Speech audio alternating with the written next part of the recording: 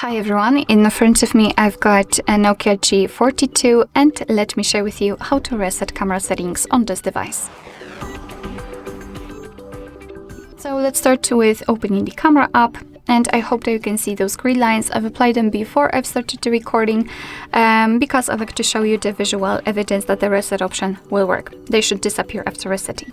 So it does not really matter on which mode it will be. All we have to do is to open more options in the left upper corner. And then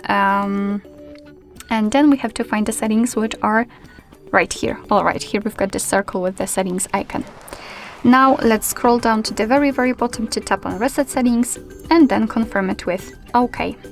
And as you can see, actually here we've got the evidence that the reset option will work, because your device will show you the information which will show if you're opening the camera for the very first time after configuration. So the information about the camera, etc. So let me just go through it.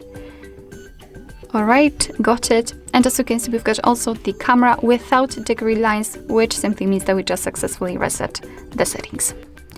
Alright, so that will be all. Thank you so much for watching. I hope that this video was helpful, and if it was, please hit the subscribe button and leave the thumbs up.